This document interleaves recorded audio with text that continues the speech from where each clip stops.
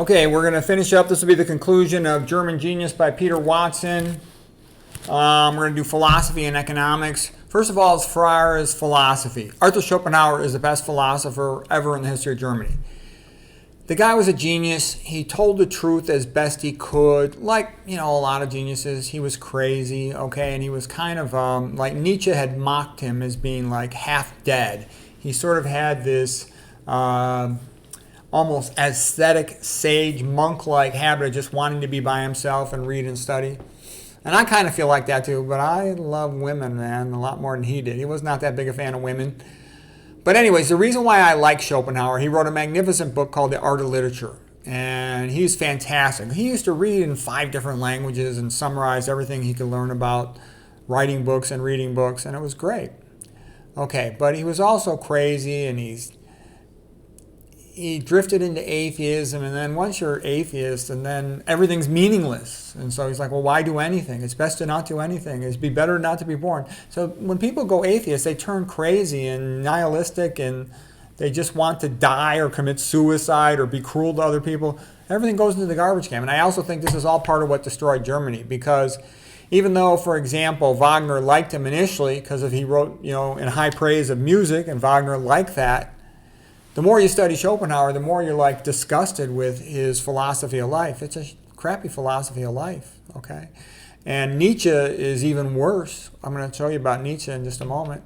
And Goethe drifted into atheism. So I think that's common with the humanities, is because they don't know anything. They think they know more than they do, and they drift into atheism. And you study biology and biochemistry, and then you read the Bible. It all comes a lot more real at you once you realize that science done by people is a joke compared to what's out there.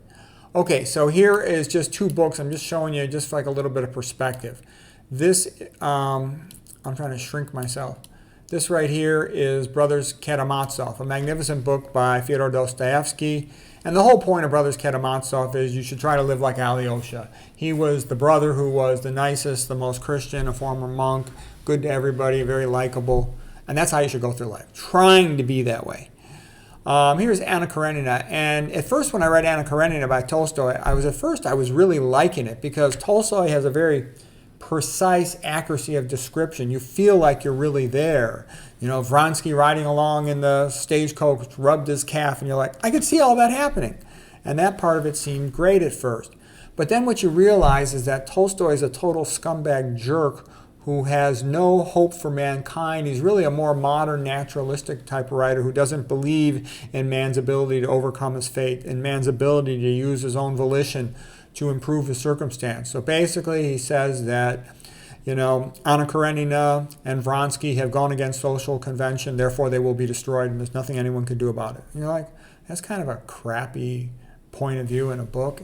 Yeah, Tolstoy stinks. The more you learn about Tolstoy, the more you will hate him. I tell you that based on having studied him pretty extensively. I took all these classes in Russian literature and stuff, and I started out thinking I was going to really like Tolstoy, and then I became disgusted by him. But I loved Dostoevsky. He's the best one out of all of them by far.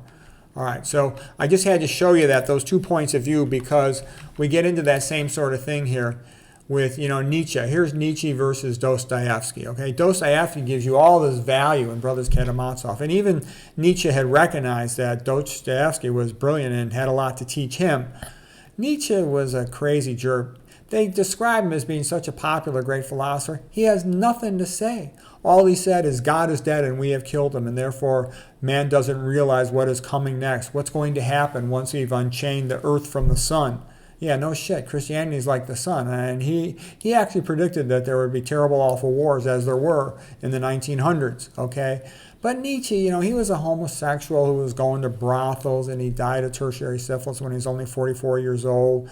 He called himself the Antichrist and felt that his book was going to replace the Bible. Yeah, right. Like everybody wants to be like you, a desperate, lonely guy going to a gay brothel. Okay, I don't think so. I don't think hardly anybody wants to do that. Okay, so he was sort of.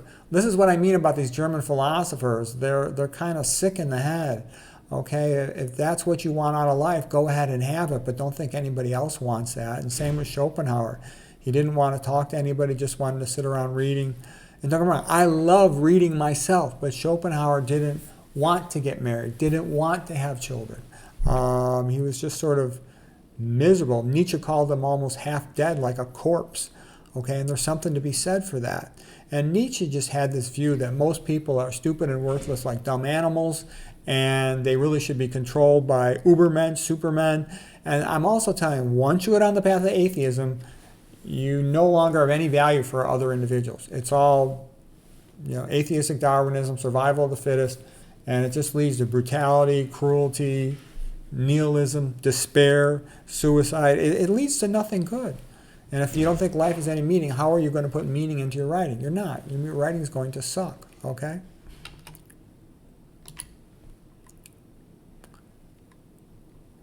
All right.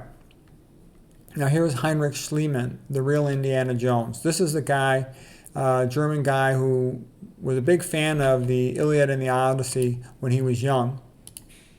And he believed that Troy was a real place, even though all the lightweight professors said it was not. And he became very rich, and then he decided to go to ancient Greece and find Troy and excavate it. So he's like the beginning of anthropology. He's the real-life Indiana Jones. He married a Greek woman, went to Greece, and he found it. And he's famous. His most famous line is, "I have seen the face of Agamemnon, the mask of Agamemnon." And he really did find Troy. It was a rather amazing story. Okay, so this is the Iliad, what he'd read when he was young. The Iliad and the Odyssey, the Idiot and the Oddity. Okay, one last thing I'm briefly going to talk about before I summarize the whole book is some of these economists. These guys are from Austria. F.S. Hayek, Austrian, and they developed what you would call Austrian economics, which really is related to capitalism. Okay, and capitalism is the only thing that works on a large scale because it rewards you for high quality effort. Okay. So Hayek was a brilliant guy, and he was contemporary of Ludwig von Mises. There's the whole Ludwig von Mises Institute. Another Austrian who later, he moved to America. I think Hayek had moved to England, but he wrote all about Austrian economics. Anybody who studied economics that's honest will tell you that Austrian economics are the best. Okay, and what are they going to talk about? Capitalism, where you're rewarded for what you do. Okay, here's another real smart Austrian-born guy. This is Peter Drucker, and he became famous as an efficiency expert in the 1900s. And he sort of emphasized things like, he was a contemporary also, Hayek and Mises, that basically if you want to improve something, you got to measure it and then work from there to keep on increasing it. Oh, I only got to mention one modern German rock and roll group, the Scorpions. I'm not that big a fan of modern, German music from the last 50 years, but I did like the Scorpions. Their best songs, I think, are Still Loving You, Holiday, Lonely Nights, Burn the Sky, I'm in Trance. And it is, it's good, sort of mild, pleasant, melodic, heavy metal music. Okay, time for the summary slide. Okay, after studying, basically like over 400 years of German history here, my conclusion is that what was good about the Germans and what was bad about them. I think what was good about them is they did have some real smart, hardworking people. They were scholars and they loved the ancient Greeks. So I liked all their neoclassical stuff. I do think that was great. But I just think, you can't be Greek in the modern world without Christianity and make it come to anything good, because the Greeks were kind of brutal as well, compared to the modern world. And without Christianity, you can't hold a society together. One individual intellectual like Goethe, he can have Greek statues in every room in his house. But that doesn't unify society at all. That doesn't give the average man anything to do or to go by. The best classical music and waltzes of any country in the world by far. They had some really great painters and some very good painters. One of their biggest achievements was development of the research university in Berlin as of 1810. That scientists, professors should do original work, not just talk about the ancients like in scholasticism. They were fantastic in chemistry, organic chemistry, including biochemistry, like Warburg, Krebs, and Kempner. They were great in mathematics, Gauss, Riemann, Hilbert, and others. They were great in physics. They were great in fairy tales, Brothers Grimm. Austrian economics is great, like Mises and Hayek we just talked about. So those are all the great things about the ancient Germans, and they're not the ancient Germans, the Germans, okay, in the last 400, 500 years. And they did do a lot of great stuff. Okay, now here's what's bad about them.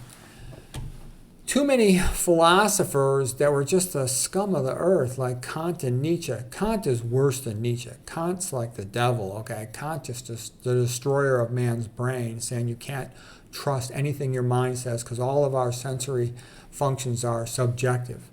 You might as well just give up on trying to understand anything. It's like Maya, okay? It's complete horse manure. So Kant ruins people's brains. I'm amazed at the amount of respect he gets. I agree with Ayn Rand on him that he's the worst, the absolute worst. Because Kant basically says you can't do philosophy, you can't do anything because you can't trust your brain for anything. And that's ridiculous, okay? I told you what a jerk Nietzsche was. Schopenhauer had some strong high points, like talking about literature and a few other things, but he was pretty crazy.